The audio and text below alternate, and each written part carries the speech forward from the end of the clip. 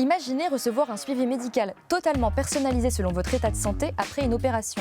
Ou encore qu'on puisse tester plus efficacement les effets des médicaments lors des essais cliniques. Tout ça pourrait devenir réalité grâce à des algorithmes d'intelligence artificielle bien particuliers.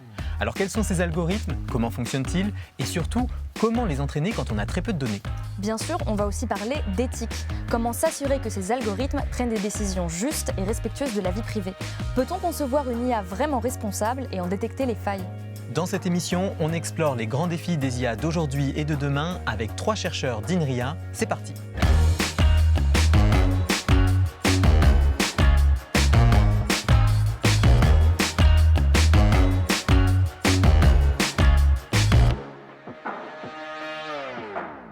Bonjour à toutes et à tous, bienvenue. On est heureux de vous retrouver pour une nouvelle émission Science en question. Avec nous aujourd'hui sur le plateau, on a le plaisir de recevoir 2 invités de l'équipe School d'INRIA, l'Institut national de recherche en sciences et technologies du numérique. Bonjour à tous les deux. Bonjour. Bienvenue. Alors Philippe Preux, vous êtes professeur des universités en informatique et Rémi Degène, vous êtes chercheur en informatique. Et vous allez nous aider à mieux comprendre le potentiel de certains algorithmes d'intelligence artificielle. Mais pour bien comprendre vos recherches, on va commencer par poser quelques bases. Parce que l'IA, c'est un mot un peu fourre-tout. On entend partout ce mot sans toujours bien savoir ce qu'il recouvre. Alors tout d'abord, je précise que vous travaillez tous les deux dans un champ qu'on appelle l'apprentissage automatique ou machine learning, pour ceux qui préfèrent l'anglais. Philippe, vous êtes un pionnier dans ce domaine, mais c'est Rémi qui va nous expliquer plus en détail ce que c'est, comment on pourrait le définir, ce terme d'apprentissage automatique. Alors l'apprentissage automatique, c'est de créer des algorithmes qui ont la capacité d'apprendre avec l'expérience.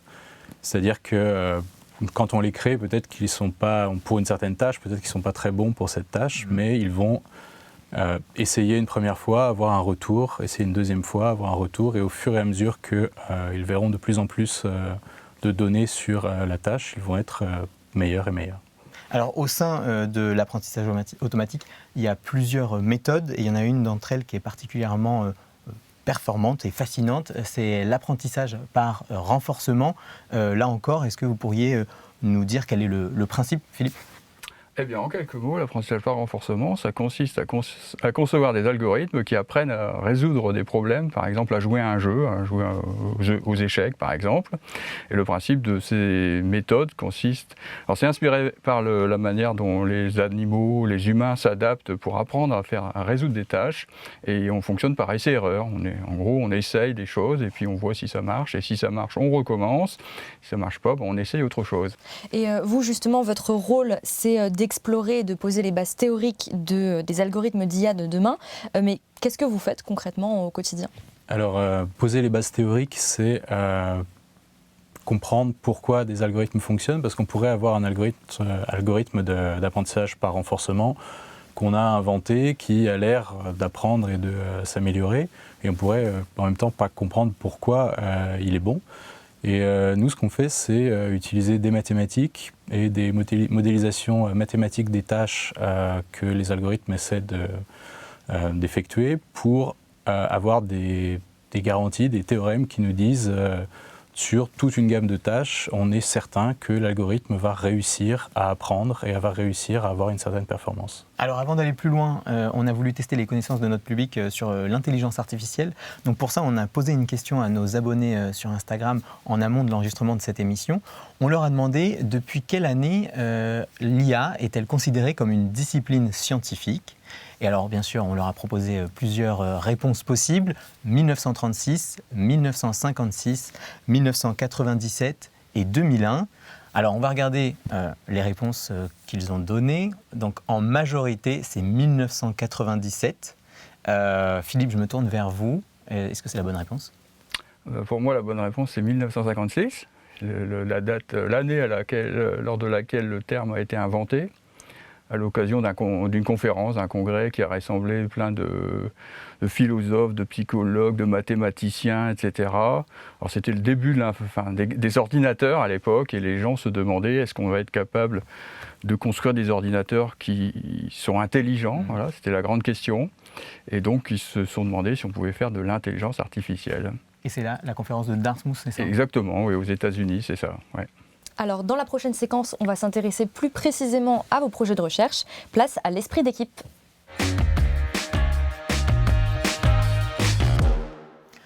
Alors on va s'intéresser maintenant à une même idée, c'est-à-dire comment utiliser l'intelligence artificielle pour apprendre à prendre des meilleures décisions, même quand on a très peu de données à disposition.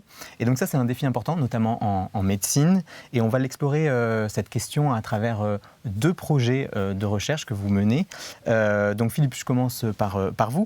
Vous travaillez sur le projet BeepUp, qui a été lancé en 2023 et il porte sur le suivi des patients après une opération. On parle de quels patients là? Vous pouvez nous expliquer un peu? Oui, on parle de patients obèses qui sont très très nombreux dans notre région des Hauts-de-France, en particulier en France, quoi. Et donc c'est des patients qui ont subi une intervention chirurgicale qui fait en sorte que, à la suite de ces opérations, ils vont moins manger, tout simplement, et donc ils vont perdre du poids. Voilà, donc c'est des gens qui sont suivis ensuite pendant 5 ans par l'équipe de médecine avec laquelle nous collaborons. Et quelle est la problématique concernant le suivi de ces patients, justement? Alors, il y en a beaucoup de patients pour qui ça se passe bien, en fait. Et donc, ils n'ont pas forcément besoin de revoir leur chirurgien de manière régulière. Par contre, il y a des patients qu'il faudrait, au contraire, qu'ils revoient plus souvent leur chirurgien, voire l'équipe médicale. Et donc on essaye de détecter, le but c'est ça, c'est de détecter au fil du temps les patients qui ont des problèmes et les patients pour lesquels tout se passe bien.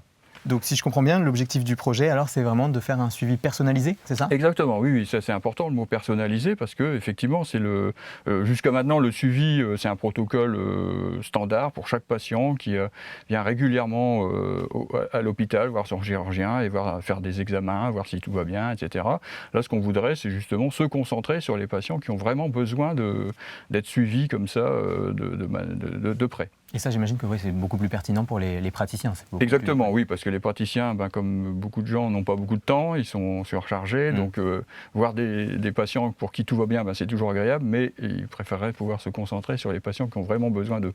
Très bien. Alors Rémi, vous travaillez sur un autre projet, le projet Fate, lui aussi lancé en 2023. Quel est l'objectif général de ce projet pour l'instant? L'objectif général de Fate, c'est d'améliorer la compréhension théorique de toute une classe d'algorithmes d'apprentissage par renforcement qui peuvent servir pour des applications, par exemple, médicales et par exemple pour des tests cliniques.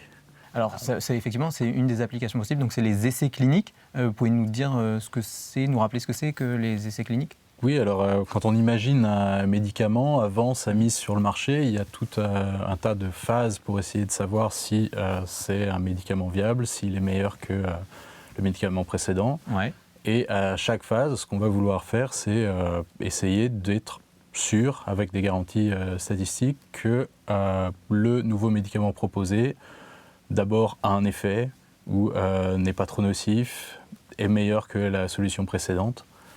Et donc, dans un essai clinique, ce qu'on va faire, c'est avoir plusieurs options, un placebo, une première version du médicament, une deuxième version, et toutes les essayer c'est-à-dire les donner à des gens qui peuvent avoir besoin d'un médicament pour une certaine maladie, observer les résultats et utiliser des méthodes statistiques pour essayer de conclure sur l'efficacité des divers traitements essayés. Donc évidemment, ça impose de faire ça sur un temps très long pour voir les conséquences du médicament, de la prise de médicaments, etc. Non? Oui, un temps très long et surtout ce qui est très bloquant aussi, c'est que pour avoir une grande certitude, on a besoin de beaucoup d'essais. Et souvent, c'est le facteur limitant, c'est que les gens qui veulent faire leurs essais n'ont pas accès à énormément de patients. Malades, de patients qui veulent bien participer à un test. Et donc l'enjeu principal, c'est de réussir à prendre une décision à la fin qui ait un bon niveau de certitude, tout en ayant besoin du moins de patients possible. Alors, pour atteindre vos objectifs dans chacun de vos projets, vous utilisez tous les deux une méthode basée sur des algorithmes particuliers. Ce sont des algorithmes bandits et ils sont inspirés d'un problème qu'on appelle le problème bandit-manchot. Philippe, est-ce que vous pouvez nous expliquer quel est le problème mathématique derrière ce mot? Je précise que bandit-manchot, c'est l'autre nom qu'on donne aux machines à sous dans les casinos. Hein. Tout à fait, Ouais. j'allais commencer par ça. Il faut imaginer, donc le problème des bandits manchots en mathématiques, c'est la formalisation du problème très concret où on y suppose qu'on a un ensemble de machines bandits manchots devant soi, qui ont des probabilités de vous faire gagner qui sont différentes. Vous en avez 10 devant vous. Comment vous avez une certaine somme d'argent, on peut même imaginer que vous avez une somme infinie d'argent, comment vous faites pour identifier celle qui vous rapporte le plus? Voilà, c'est ça le problème du bandit manchot. Donc là, quand on est sur des problématiques médicales, c'est par exemple vous avez plusieurs médicaments à votre disposition, trouvez le plus rapidement possible, essayez voilà, quel est le médicament le plus adapté. Donc d'une manière encore plus générale, c'est face à une situation où vous avez plusieurs alternatives devant vous, vous pouvez faire plusieurs choses. Quel est le meilleur choix pour atteindre l'autre objectif? Donc ça, c'est une problématique qu'on rencontre vraiment dans des tas de problèmes, notamment dans les jeux. Mais vraiment, enfin, il y a énormément de situations où on est face à ce problème. Et donc si on applique ce principe-là à la problématique du suivi des patients, comment ça fonctionne finalement? Alors l'idée, c'est ici l'alternative donc pour le suivi de mes patients, là, c'est trouver ceux qui ont besoin d'effectuer une visite médicale et les choix, c'est pas de visite ou bien une visite chez le généraliste en ville ou bien c'est venir au CHU ou bien carrément aller aux urgences. Donc voilà, on a différents choix et à chaque instant on se pose la question quel est le bon choix pour ce patient-là. Donc c'est ce qu'on va essayer d'apprendre au fil du temps. Okay, prendre les bonnes décisions pour chaque patient. C'est ça, oui. Voilà. C'est apprendre à prendre les bonnes décisions. C'est ça. Voilà. Le plus rapidement possible. Et pareil, même question, Rémi, si on l'applique au cas des essais cliniques, ça reviendrait à faire quoi finalement? Oui, ça reviendrait à faire peut-être une première phase de l'essai dans laquelle on teste de manière égale tous les traitements possibles. Et à la fin de cette première phase, regarder les résultats préliminaires, les différentes efficacités qu'on peut estimer pour les différents traitements et observer que certains traitements n'ont vraiment pas l'air prometteurs et arrêter de les essayer ou les essayer beaucoup moins, juste au cas où peut-être ils se révèlent par la suite. Et donc adapter la manière dont on va faire une seconde phase de l'essai clinique en fonction des résultats précédents. Alors, en appliquant cette approche, le risque, c'est de biaiser les résultats. Donc, tout l'enjeu du projet, c'est d'adapter ces algorithmes bandits pour éviter ça. Comment on peut s'y prendre? Alors, oui, on peut introduire des biais parce que donc on a une première phase du test et à la fin de cette phase du test, on va vouloir prendre une décision qui va être de peut-être essayer moins un médicament qui a l'air peu performant. Mais peut-être que sur la première phase du test, complètement par hasard, ce médicament avait l'air peu performant alors qu'en moyenne il le serait plus. Et du coup dans la phase d'après, on va l'essayer moins. Et donc à la fin, ce médicament aura l'air moins performant que ce qu'il devrait, et en partie parce qu'on a décidé d'arrêter de l'essayer. Le but du projet, c'est d'avoir des outils statistiques qui sont capables de prendre en compte ces changements, ces biais, et malgré cette adaptativité, d'avoir un degré de confiance le plus haut possible. Et est-ce qu'à l'avenir, on pourrait imaginer que ça révolutionne complètement les essais cliniques? On n'imagine pas une révolution, c'est plus une économie dans d'efficacité dans les systèmes actuels. C'est-à-dire qu'on ne peut pas non plus tout faire changer par un algorithme dans un essai clinique, parce que pour décider de ce qui va se passer à la prochaine phase d'un essai clinique, évidemment, c'est une décision qui est prise par un comité de gens, pas par un algorithme.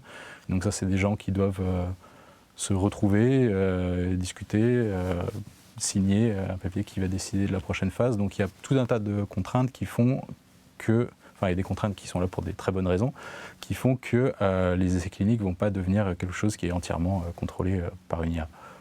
Philippe, vous utilisez quelles données pour entraîner justement ces algorithmes bandits? Là aussi, vous avez vous aussi cette difficulté d'avoir très peu de données? Dans BIPUP, on utilise des données qui ont été collectées donc, par l'équipe de médecine avec laquelle je collabore depuis 2005. Donc, c'est un chirurgien qui a commencé à collecter des données dès 2005, donc il était assez précurseur. Et donc, c'est des données de médecine, donc de suivi de patients sur les 5 ans qui ont suivi leur intervention chirurgicale. Il y a un protocole de suivi et donc à chaque visite à l'hôpital, il y a un certain nombre de mesures qui sont collectées. Et donc ça, c'est des données extrêmement précieuses et extrêmement confidentielles, évidemment, qui sont collectées. Et actuellement, on a environ 2000 patients. Et donc ça représente ça paraît beaucoup, 2000 patients. Mais... Alors c'est à la fois beaucoup et pas beaucoup. Moi, quand j'ai rencontré le chirurgien en question, à l'époque, je lui ai tout de suite dit ça fait pas beaucoup. Alors pour une cohorte de médecine, c'est beaucoup. 2000 patients, ils n'ont pas tant de cohortes aussi grosses que ça. Mais pour nous, vu la complexité du problème, derrière c'est des êtres humains, donc un être humain c'est compliqué, et on veut prendre des décisions quand même assez sensibles. Est-ce qu'il faut aller à l'hôpital, ou est-ce qu'il ne faut pas voir, est-ce que c'est pas la peine de voir le médecin? Il ne faut pas prendre une telle décision estompée. Donc quand on veut avoir une certaine garantie sur la décision qui est prise, eh bien 2000 c'est pas beaucoup. 2000 patients, c'est pas beaucoup. Et alors justement, l'algorithme, il se base sur quels critères justement pour choisir s'il faut aller ou pas revoir le médecin? Quels sont les paramètres qu'il prend en compte? Aujourd'hui, on a eu une première phase du projet qui consistait à prédire la courbe de poids après l'opération chirurgicale. Donc on a analysé toutes ces données et ça nous a permis de mettre au point un modèle qui prédit de manière assez fiable, de manière personnalisée, en fonction de 7 caractéristiques qui sont vraiment des choses très simples. C'est l'âge, c'est le poids avant l'opération, c'est la taille, c'est est-ce que le patient est diabétique, est-ce qu'il se fume. Il y a encore 2-3 attributs comme ça, mais c'est vraiment des choses très faciles à mesurer.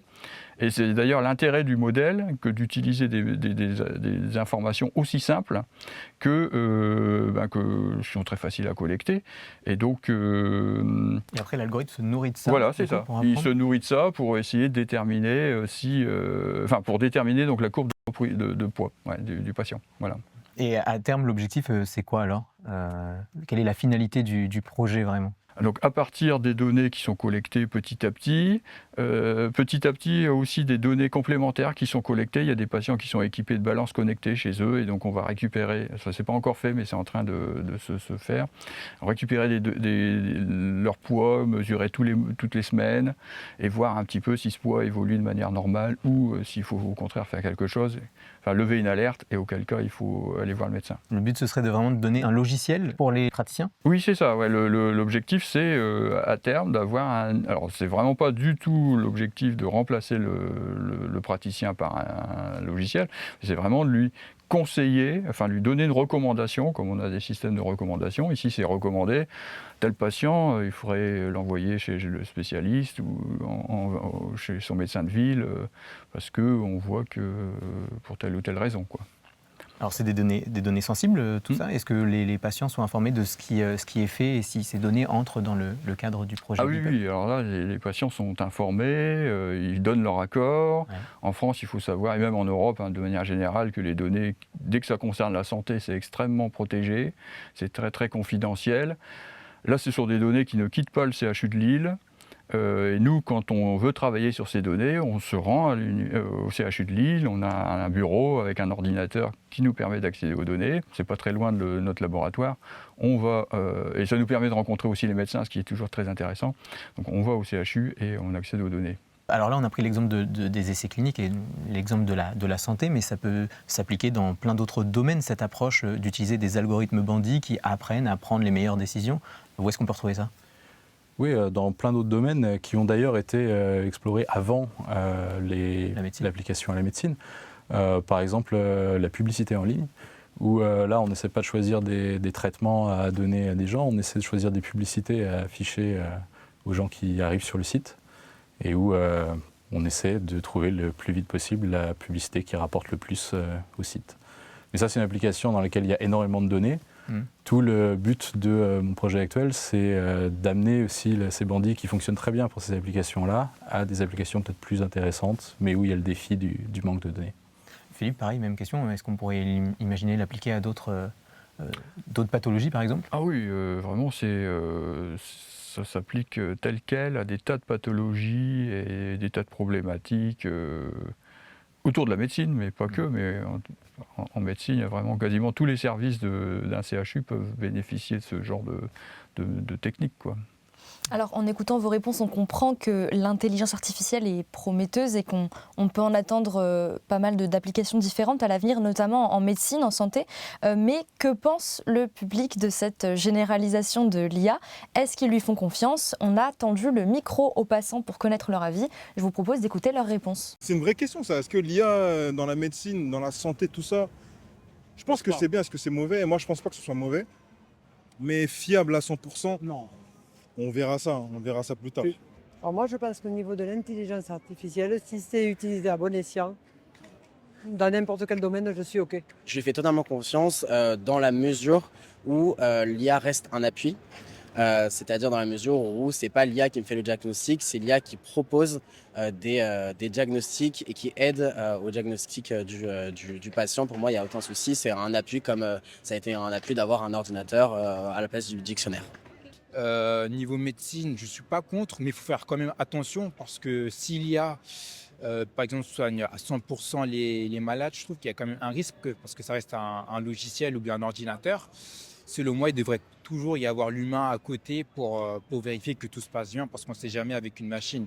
Bon, après, vous allez peut-être me dire que l'humain aussi peut faire des erreurs, mais je trouve que c'est important niveau santé que l'humain soit là, quoi. Après, il y a toujours évidemment une question éthique et morale sur qu'est-ce qui se passe si l'IA se trompe, qu'est-ce qui se passe si, tout un tas de, voilà, la responsabilité médicale, évidemment. Enfin, ça, c'est même dans le cadre de toutes les voitures qui se conduisent par IA, c'est le même problème. La confidentialité des données, le traitement des données, notamment par rapport au secret médical, que les données ne soient pas diffusées, que les données ne soient pas utilisées pour apprendre et pour nourrir l'IA, ça c'est assez important. Et voilà, plus au niveau de la confidentialité, ça c'est un sujet à voir. Il faut savoir rester quand même humain aussi. Il ne faudrait pas que ça remplace trop les personnes. Voilà, ça me dérangerait. Parce que voilà, il n'y a plus de relation, il n'y a plus de... Oui, mais après, il faut savoir évoluer avec son temps et accepter aussi le mieux. Bon, le moins qu'on puisse dire, c'est qu'ils sont plutôt OK avec l'idée que l'IA arrive en médecine. Philippe, peut-être une réaction à ce que vous venez d'entendre? Moi, je trouve que c'est très intéressant. Il y a un point de vue à la fois comment dirais-je, enthousiasme, mais en même temps il y a une certaine prudence, j'entends, enfin pas chez toutes les personnes interviewées, mais quand même on entend souvent, il faut rester, garder le contrôle de l'IA, il ne faut pas que l'IA remplace l'humain. Vous avez bien conscience des... Oui, j'ai trouvé que c'était très équilibré comme réaction. Ouais. Donc on voit qu'il y a différentes appréhensions ou points de vigilance par rapport, par exemple, à la confidentialité des données ou à la question de la responsabilité médicale. Vous, c'est des choses auxquelles vous faites attention dans votre pratique? C'est des points qui sont pris en compte? Ah oui, tout à fait. Donc les données sont très protégées. Ça, il n'y a pas d'inquiétude à avoir. En France, en tout cas, en Europe, je disais aussi. C'est même, je dirais, même pour nous chercheurs, il y a des fois, on aimerait bien qu'elle soit plus facilement accessible parce que ça complique les choses. Je veux dire, ça rend pas du tout la recherche impossible, hein. Mais voilà, ça alourdit un petit peu les procédures, mais je préfère que ce soit comme ça plutôt que le contraire.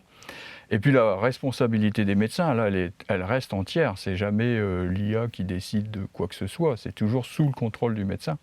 Et donc, et la réglementation, elle est très claire là-dessus actuellement. Donc, il n'y a pas de. C'est vraiment un outil. Après, c'est une question de confiance. Je pense qu'il ne faut pas que le médecin ait trop confiance. Enfin, il faut vraiment qu'il comprenne bien avec l'outil qu'il utilise, jusqu'où il peut lui faire confiance, et puis donner des informations, enfin que l'outil puisse expliquer ce qu'il fait, enfin les décisions ou les prédictions qu'il fait, d'où elles viennent, pour que le médecin puisse toujours juger la véracité ou enfin faire un diagnostic de ce qu'a produit l'IA. Très bien, merci à tous les deux. Philippe, vous restez avec nous? D'accord. Alors maintenant, on va explorer une question essentielle. Comment s'assurer que les algorithmes d'intelligence artificielle prennent des décisions justes, éthiques et respectueuses de notre vie privée? Et pour répondre à cette question, on va recevoir un nouvel invité, lui aussi chercheur à INRIA, et il conçoit des algorithmes qu'on appelle responsables. Vous allez voir, c'est passionnant, on découvre ça tout de suite dans le Science en Action.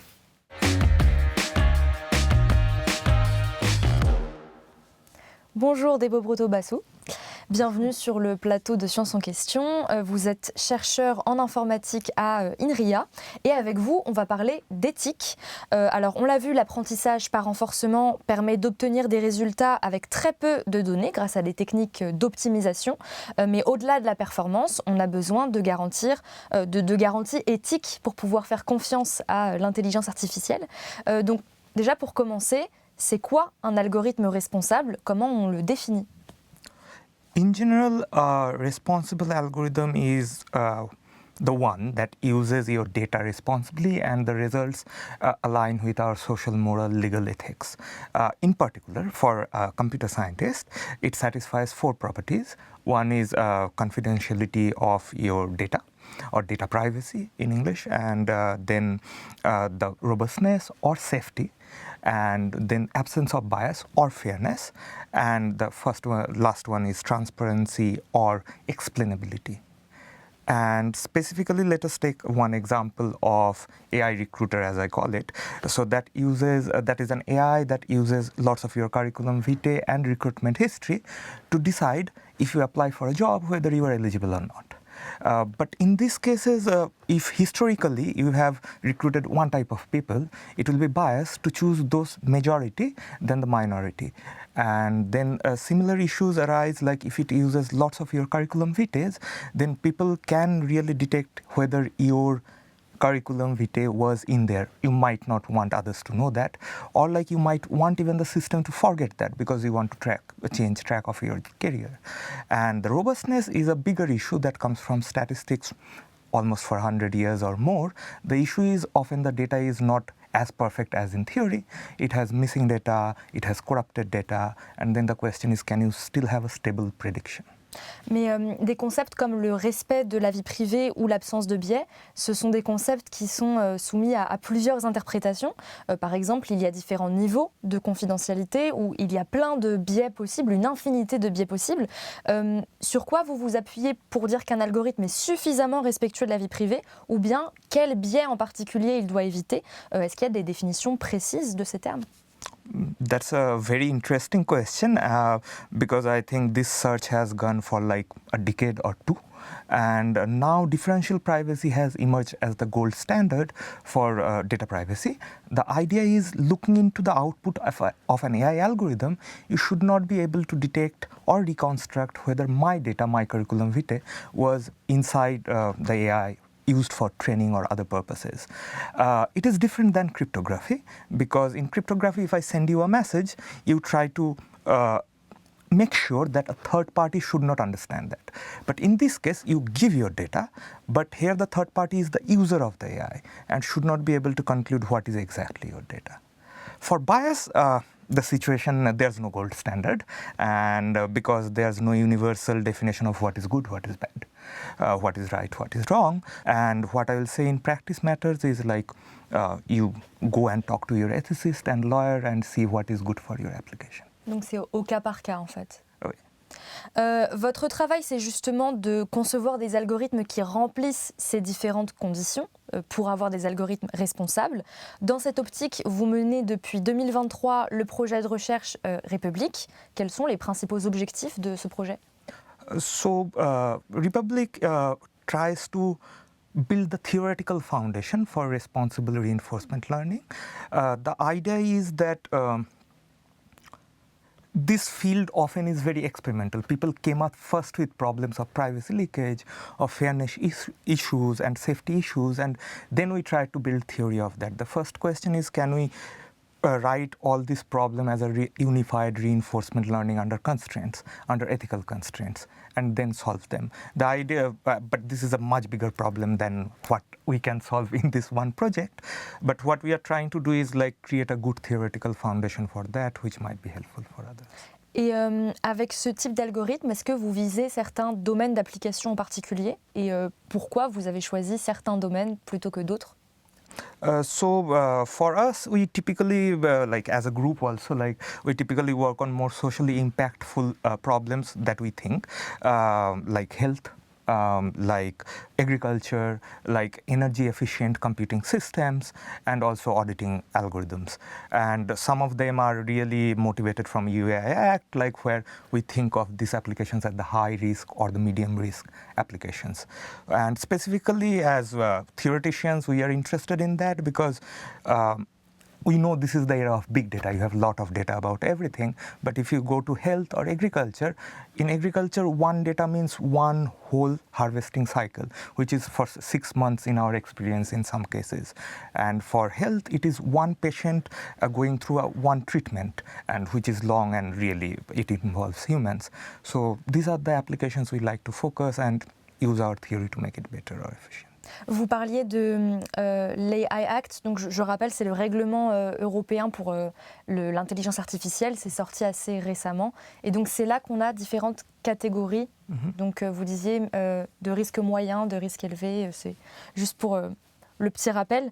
Est-ce que c'est plus difficile de concevoir un algorithme responsable quand on utilise l'apprentissage par renforcement qu'avec d'autres méthodes d'intelligence artificielle? The static AI algorithms, they get their training data once and then they train themselves to learn and then they predict or put outcomes. But in reinforcement learning, your data changes over time and the data you see also depends on your previous algorithmic decisions. So your past, present, future, every data is kind of correlated. And now the goal becomes you want to be efficient at any point of time, you want to be responsible at any point of time, and also you want to use less number of samples as much as possible. Putting these three together is a challenge, but that makes Republic interesting. Yeah. Est-ce que les résultats du projet République ont déjà eu des applications concrètes? Et si oui, lesquelles? As like Republic has started just 2 years ago, so for an academic project, it is very hard to translate to practical life. It takes time typically. We have two specific successes in this case. One is the privacy auditing algorithms that we have developed to understand how much the privacy leakage is if you already designed an algorithm, has been helpful for some researchers. So there's some problem called A/B testing, where, for example, you have two news headings and you want to understand like which news heading is more attractive to the audience. So one, A or B. And in this case, you want to protect the privacy of the audience, whoever choosing this, because that might talk about their political or other economic alliances. So in this case, people have designed a private algorithm, and then they found out after putting our auditor, the leakage is much higher than they expected theoretically. So then they went into their algorithm, again changed it, debugged it, and that was one application. The other one, which is pretty interesting, again from my PhD time, is with some French enterprises. We are trying to use reinforcement learning to make energy efficient database systems, which can have high performance, but at the time uses as low energy as possible. Et à la fin, comment on s'assure qu'un algorithme est vraiment responsable? Est-ce que vous testez l'algorithme? Est-ce que vous essayez d'un peu de lui faire enfreindre les règles? Comment ça se passe? That's not very black and white. So for privacy, we have a very good algorithmic mechanism. You add certain amount of uncertainty that you pre-calibrate, you do the math and you understand how much uncertainty to add so that your identity or any individual data get blurred. But the question is, if we add this noise, how much privacy leakage about your data it prevents, that is not clear. And that's where the privacy auditing work we are doing now comes in. And for bias and robustness, it is more unified. There's probabilistic constraints on your decisions. So now what we propose in Republic, treat them as unified constraints, develop unified mathematics for that. But the challenge is you have to break some constraints to learn not to break the constraints in future. The question is how we can minimize that. And in that place, the testing of how much constraints you are breaking and how much you should not in future becomes important. Une autre partie de votre travail, c'est justement de tester, d'évaluer les algorithmes existants pour détecter leurs failles et leurs biais. C'est ce qu'on appelle de l'audit d'algorithmes et c'est le cœur d'un autre projet de recherche, Regalia, pour régulation des algorithmes d'IA. Pourquoi avoir lancé ce projet? À quel besoin ça répond? So Regalia is a super interesting project, I'll say, and an initiative of French Ministry and INRIA. It started as a pilot project, I think around 21.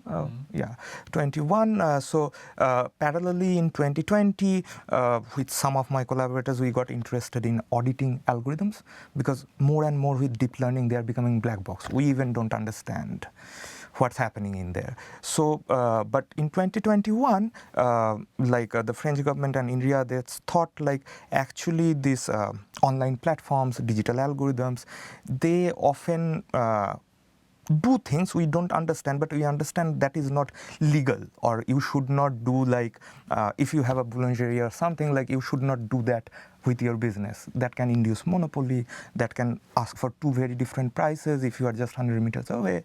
So this should not happen. So they wanted to put a check and create an algorithmic system that can put this check. And when Benoit approached us, I was super happy to join, because this is really, I think, something very unique when it started across the world. Benoit, c'est celui qui a lancé ce projet? Oui. Est-ce que vous pouvez nous donner un exemple de pratique malhonnête que ce projet cherche à détecter, par exemple? So one of the examples which really motivated, I think, which was initial point of discussion, is like there is some delivery app, and if you live in 2 arrondissements in Paris, which are just like, and you have two houses somehow just 200-300 meters away, depending on the financial condition of your arrondissement, your delivery fee can differ by quite a few euros. And this is by Market Act, which is right now there, which was not there in 2021, is illegal. So this was one of the motivating. L'idée, c'est de savoir si c'est volontaire de la part de la plateforme. Mais le problème, c'est que, vous le disiez, les algorithmes aujourd'hui sont des boîtes noires, et en plus, vous n'avez pas accès aux algorithmes de ces plateformes-là, parce qu'ils appartiennent aux entreprises. Donc concrètement, comment vous faites pour mettre en évidence des biais quand vous ne connaissez pas le code qu'il y a derrière? So often, there are two phases of audit. One phase where you collect evidence, so you create false, fake profiles or bots or scrappers that goes in the web, queries these platforms and try to collect the data and estimate how much bias, unsafety, and all these kind of properties are in there, or privacy leakage. And then at the next phase, probably you can go and really ask the company for the data if you find some evidence. Et que font ces faux profils concrètement? Est-ce qu'ils imitent les comportements de vrais utilisateurs, c'est ça? Yes. Comment ça marche? So for example, so one of the things that goes through audit are these booking systems of flights, hotels. And in these cases, often you see for example, if you access it through mobile and access it through laptop, the prices should always be different and mobile prices would be higher. So now the question is if we create multiple profiles which looks like mobile profiles, some are like laptops, some with older people, some with younger, some living in Paris, some living in some village. So you try to create this diversity so you understand how this discrimination happens through the platform. Et comment vous arrivez à prouver que la plateforme a volontairement intégré ce biais et que ce n'est pas une simple coïncidence? That's very hard to say. So we can statistically say there's a bias, but whether they voluntarily do it or not, it is hard because it is proprietary. They don't disclose. They don't have to disclose their software. Yeah, so we can really do the audit and say hey, there's some bias. Can you remove this? Mm-hmm. L'idée derrière, j'imagine, c'est d'inciter les plateformes à utiliser des algorithmes plus éthiques, à faire en sorte qu'elles ne puissent plus se cacher derrière leur code, c'est ça? That is, I think, you have to collect enough evidence and go and tell them there's some problem. Specifically, I think I would like to mention EU-AI Act at this point. So when we started auditing, it was an ideological concept that can happen someday. But EU-AI Act gives you the right to audit any platform that has been used in practice, and specifically if they're high or medium risk. So high risk means health, agriculture, all these kind of things. Medium risk are some kind of use of these softwares for, let's say, education, but that is not very far-fetched, or not for very small children. So in these cases, you can really, even as a citizen, go query these systems and audit, and if you find a bias with good enough statistical reason, you can always put a case. Donc ça peut les inciter à la transparence.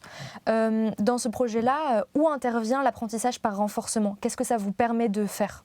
So as you have already heard from Remy and Philip, like reinforcement learning, if done correct, like helps you to use only very small number of samples. You don't have to use the full data, only important part of it.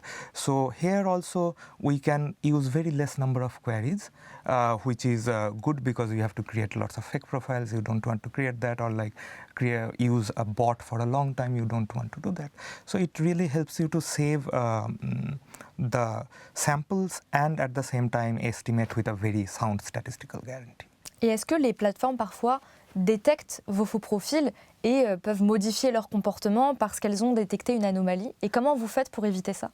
I think it is inevitable.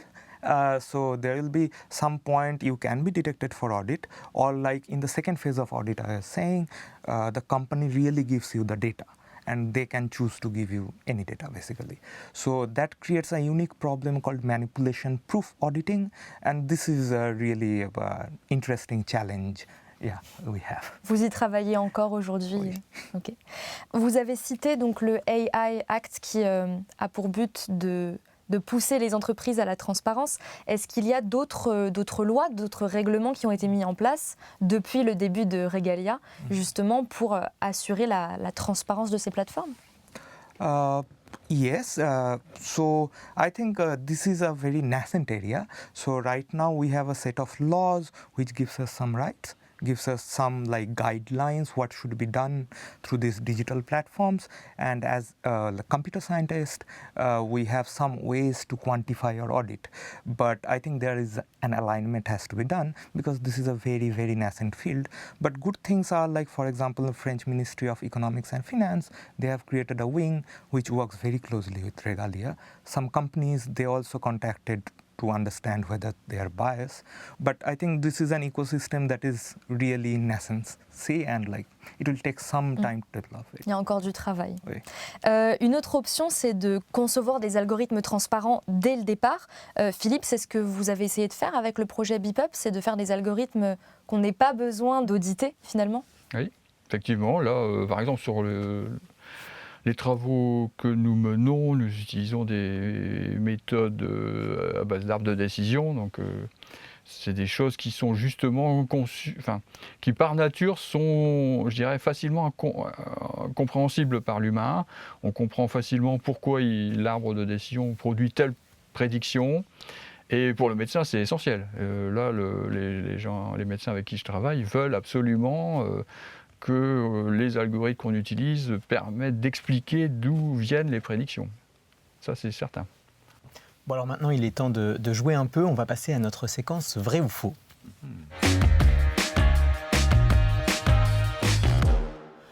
Donc le principe est simple, l'idée c'est qu'on lise donc 3 affirmations et les gens qui nous regardent vont devoir deviner si c'est vrai ou faux. On va laisser quelques secondes pour réfléchir, mais ça va aller très vite. Et donc on va vous demander de nous expliquer après pourquoi c'est vrai ou pourquoi c'est faux. On commence tout de suite avec la première affirmation. L'apprentissage automatique permet à une machine de raisonner comme un humain. Alors est-ce que c'est vrai? Est-ce que c'est faux? Philippe, je me tourne vers vous. Quelle est la bonne réponse? C'est faux. Non, l'apprentissage automatique, c'est un type de méthode, d'algorithme, etc. qui, on ne prétend pas que ça mime le fonctionnement, la manière de raisonner de l'humain. Donc il ne faut bien pas confondre tout ça. Parce qu'au début de l'émission, on disait quand même qu'on s'inspirait justement des humains, des animaux. Alors, ouais, c'est un peu délicat comme nuance, mais effectivement... Est-ce que vous pourriez nous aider à clarifier tout ça? Alors, parce qu'un peu, donc tout ça, ça vient un peu de la psychologie, l'étude du comportement. Et il y a un peu plusieurs écoles. Il y a les écoles dites comportementalistes qui étudient l'animal comme, on va dire, une boîte noire. On ne s'intéresse pas à savoir ce qu'il y a dedans, on regarde juste ce qu'il fait. Dans telles conditions, il fait ça, et voilà. Et puis il y a l'approche cognitiviste, alors ça c'est vraiment issu des travaux de l'informatique d'origine, tout à l'heure on parlait du congrès de Dartmouth en 1956, où les gens se sont dit un cerveau humain finalement ça fonctionne comme un ordinateur. Donc il y a des unités de traitement, il y a une unité de mémoire, il y a etc., etc. Et donc ils ont conçu le fonctionnement du cerveau de cette manière-là. La conséquence un petit peu, c'est justement cette idée de raisonnement, c'est que telle unité fait tel traitement, après elle passe son résultat et telle autre qui va faire un... Et donc il y a une espèce de raisonnement comme ça qui se met en place. Donc ça c'est une certaine vision, mais l'apprentissage par renforcement c'est vraiment relié à l'approche comportementaliste. Hein. C'est vraiment, on regarde l'animal, comment il réagit, et on ne fait pas d'hypothèse sur qu'est-ce qu'il y a dedans, comment fonctionne son cerveau en tout cas. Et jamais on parle de raisonnement. Voilà. Très bien. Eh bien, on passe à la deuxième affirmation. On peut toujours expliquer exactement comment une IA a pris sa décision. Alors, on vous laisse quelques secondes pour vous faire une idée, mais je me tourne très vite vers vous, Debo Brotto. Est-ce que c'est vrai ou est-ce que c'est faux? C'est faux. Pourquoi c'est faux? So that's exactly the job of this field of AI called explainable AI or interpretable AI, because with these big deep learning networks like or even LLMs and stuff, like we don't understand what really is happening. We understand we want them to do some task and they are doing it very well, most of the cases. But why, we don't know. We know that these LLMs hallucinate. Sometimes they give answers that they should not. Sometimes if you manipulate them, they sometimes spit the data of people. So we don't know exactly why this is happening. Mais c'est un enjeu de la recherche aujourd'hui. Exactly. C'est de plus l'expliquer. Alors, troisième et dernière affirmation. Un algorithme d'apprentissage peut être très efficace, mais impossible à utiliser légalement. Donc là encore, est-ce que c'est vrai? Est-ce que c'est faux? Philippe, je me tourne vers vous. Quelle est la bonne réponse? C'est vrai. Ok, donc on peut passer du temps à construire un algorithme et finalement qu'il soit complètement inexploitable, comme on peut expliquer. Tout à fait. Il y a une régulation, donc réglementation plutôt en Europe, en France aussi, très forte pour protéger les citoyens, notamment dans le domaine de la santé. Des données des patients sont très protégées. Donc on peut toujours imaginer effectivement dans son bureau de créer un algorithme qui va utiliser des données auxquelles qu'il n'a pas le droit d'exploiter, qui va appliquer des traitements qui ne sont pas réglementaires, etc., qui fonctionnera peut-être mieux que ce qu'on a le droit de faire, mais ça ne sera pas légal. J'imagine quand même que si on a une bonne démarche scientifique, on essaye de se renseigner avant sur justement les limites et on essaye de ne pas s'engager là-dedans normalement. Tout à fait, ça fait partie de notre métier. Dès qu'on touche aux données, c'est vraiment... Il y a toujours on est obligé d'avoir une connaissance minimale dans la législation pour savoir ce qu'on peut faire et ce qu'on ne peut pas faire, et ça nous contraint dans nos activités forcément. Alors on va laisser l'IA de côté, maintenant on va s'intéresser à vos parcours respectifs pour comprendre comment vous en êtes arrivé à faire les métiers que vous faites aujourd'hui. On découvre ça dans la séquence en coulisses.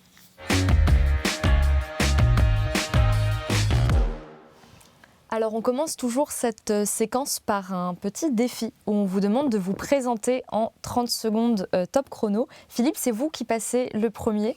Dès que vous êtes prêt, on lance le chrono. Est-ce qu'on peut y aller? On va essayer. Bon c'est parti alors. Donc j'ai commencé par faire un baccalauréat il y a déjà longtemps en mathématiques et technologies. Après, je voulais faire de l'informatique, donc j'ai fait toutes mes études à l'université. Un DUG, une licence, une maîtrise, un DEA, un doctorat. Voilà, et après, donc j'ai obtenu mon doctorat d'informatique et je suis devenu maître de conférence en informatique à l'IUT à Calais. Et puis quelques années après, je suis devenu professeur dans cette même université, et voilà. Parfait, pile poil. Debo Brotto, c'est le même défi, même règle, 30 secondes pour vous présenter. Est-ce que vous êtes prêts? Okay. C'est parti, top chrono. So I did my bachelor's in India, in Calcutta at Jadavpur University in Electronics and Telecommunication.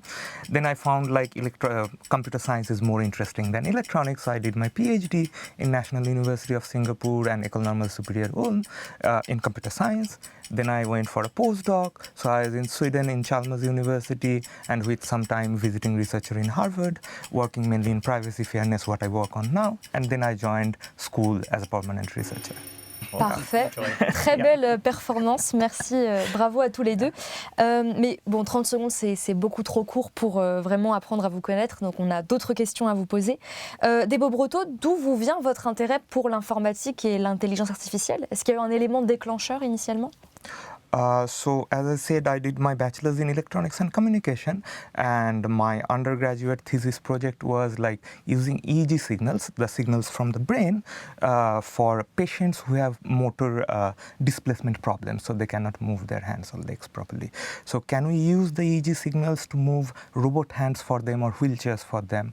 And in that case, it started as a control theory problem, like classical electronics people. But then we understood machine learning has a lot of power. Really using this data gives you much better accuracy. So that's the point I got interested and moved for my Ce qui vous a amené vers l'informatique. Et pour vous, Philippe, d'où vient l'intérêt pour l'informatique? Ah bah moi je suis, disons que l'informatique s'est fortement développée dans la société et au moment où j'étais au lycée.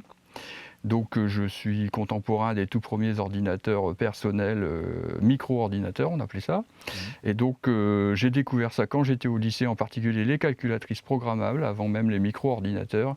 Et j'ai trouvé ça fascinant de pouvoir dire à une machine ce qu'elle devait faire et puis qu'après elle le faisait, je dirais bêtement entre guillemets. Mais enfin, ça m'a vraiment fasciné. J'ai tout de suite eu envie en fait d'écrire des programmes qui résolvaient des jeux, enfin donc de l'IA en fait. Voilà, et petit à petit, j'ai progressé là-dedans.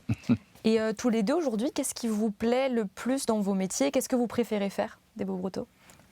So typically I try to keep a lot of part of my day still doing mathematics because that's the fun part of the job. I like to, like there are other stuff you have to do obviously in your job, but whenever I go bored, I go with students, do some math.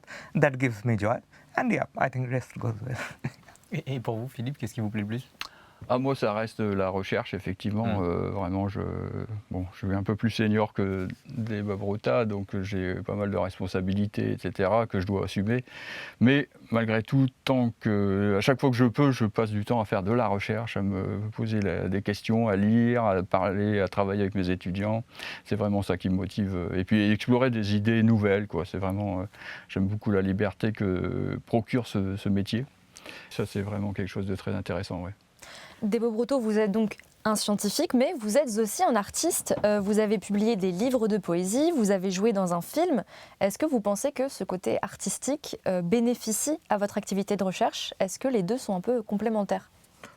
I'll say both are very complementary. So basically for me, art and people can debate, but for me, art and science are like different ways of finding truth under reality and different ways of expressing them. And we have very different approach, but like in the end, you see like science is also lots of times subjective. It depends on who is doing the science for what. And art is also the same. So I think, working on the films, etc., like actually gave me very nice experience of teamwork, like how you can work with a team, which I still like to maintain. I don't like working, like the single, alone mathematician. You work with people, you talk with people, it's fun, yeah. Est-ce que vous auriez pu en faire votre métier? Est-ce que c'est quelque chose qui vous a traversé l'esprit? Some people actually during my PhD told me that I should better do like art because back then, I was new in the field. But I think I consciously didn't want to because some passions should not become your ways of earning, I think. So it's better poetry, movies stays away. You do math, stay happy and it's fine. Philippe, est-ce que vous êtes d'accord? Est-ce que vous pensez qu'il y a un côté créatif dans la recherche? Ah oui, pour moi, la recherche, l'activité recherche scientifique, en fait, c'est très très proche de l'activité culturelle de l'artiste qui crée des œuvres. Pour moi, la recherche nécessite énormément de créativité, de liberté de penser et d'aller dans des directions originales. Hein. Et pour moi, c'est vraiment très proche de l'activité de l'artiste. Et enfin, pour tous les deux, est-ce qu'il y a un message que vous voudriez faire passer peut-être aux plus jeunes qui nous regardent et qui voudraient se lancer dans des carrières comme les vôtres? Pour moi, je pense c'est important de savoir. Alors évidemment, il faut explorer un peu. Au début, c'est pas facile de savoir ce qu'on veut faire, mais il faut essayer de trouver une voie qui nous plaise, voilà, dans laquelle on se sent bien, dans laquelle on a vraiment envie de passer du temps. Et c'est formidable quand on peut travailler et qu'on n'a pas l'impression de travailler, quoi, que c'est vraiment, ça se fait tout seul. Donc je recommande d'essayer de trouver une voie comme ça, de trouver vraiment ce qui vous plaît, quoi, enfin ce qui plaît. Et non pas de suivre des chemins un peu tout balisés. Vraiment, je pense que c'est quelque chose auquel il faut réfléchir, quoi. Ouais. Et vous, Debo Broto? And for me, I'll say nowadays you see lots of noise. With AI, there are lots of uncertainty, and with lots of other things, there's lots of uncertainty in this world. So I often see now when people come to masters or bachelors, they're always a bit confused or try to go to job very fast. I'll say go for fundamentals, go for your curiosity. Curiosity has its own reason to exist, and if you follow it, it's always rewarding. Là, c'est un beau message. Ouais, les messages sont passés. Merci à tous les deux. Alors maintenant, on va arriver à la fin de l'émission, mais avant, on va vous demander de nous partager une recommandation culturelle. On découvre ça tout de suite dans la reco des invités. Alors, Debo Broto, je commence par vous. Quelle est la recommandation que vous souhaitez nous partager? So this is the book by Alexander Grothendieck, Récolter Sommel, and this is the book for which I started learning French. I cannot speak still, but reading, this is the book where I learned to read, and this really gives a very human journey of a mathematician rather than a lone person writing theorems somewhere. So I love it. Yeah, it was very inspiring. Je me tourne maintenant vers vous, Philippe. Qu'est-ce que vous souhaitez nous partager en cette fin d'émission? J'aimerais vous partager mon sentiment vis-à-vis de l'intelligence artificielle et un parallèle que je fais avec la magie. Voilà, je trouve que... Alors, il y a des tours de magie qui sont extraordinaires. Par exemple, tout simplement, le magicien qui enferme une personne dans une boîte et qui la découpe en petits morceaux. Alors, à chaque fois qu'on voit ça, on trouve que c'est extraordinaire. On se demande comment c'est possible. Et on sait bien que c'est pas possible que la personne soit découpée, effectivement, et qu'elle soit recollée instantanément sans que ça laisse de traces. Donc on sait bien qu'il y a un truc, mais on est quand même captivé par ce qui se passe et on veut croire qu'en fait la personne a effectivement été découpée et ensuite recollée. Et je trouve que l'intelligence artificielle, aujourd'hui, c'est beaucoup ça. L'intelligence artificielle, elle exhibe des performances assez impressionnantes. Les modèles génératifs dont on parle tant aujourd'hui produisent des résultats impressionnants. Quand on les regarde, on regarde ces résultats, on se dit ça doit être intelligent ces choses-là, mais de la même manière que la personne qui est dans la boîte n'a pas été découpée, le modèle génératif, l'IA, n'est pas du tout intelligente, c'est pareil, c'est juste une illusion. C'est une illusion vraiment très très bien faite, bien réalisée. Et puis c'est aussi finalement, c'est tellement bien fait qu'on a envie que ce soit vrai. Donc on a envie que la personne ait été découpée et recollée, et là on a envie que l'IA soit vraiment intelligente. Et je trouve qu'il y a un parallèle comme ça assez fascinant entre les deux. Mais aussi qu'il ne faut pas se laisser piéger par cette impression il n'y a pas d'intelligence dans l'intelligence artificielle, en tout cas au sens où nous entendons le mot intelligence quand on se parle les uns les autres. Là. C'est de l'illusion. C'est de l'illusion, voilà. Donc il faudrait qu'on regarde l'IA comme on regarde un spectacle de prestidigitation. Exactement, je trouve. Eh bien, merci à tous les deux pour ces recommandations. On a à la fois de quoi lire et matière à réfléchir. On arrive à la fin de cette émission. Merci à vous de l'avoir suivi. On se retrouve très bientôt pour un nouveau sujet tout aussi intéressant. Ciao les sorciers.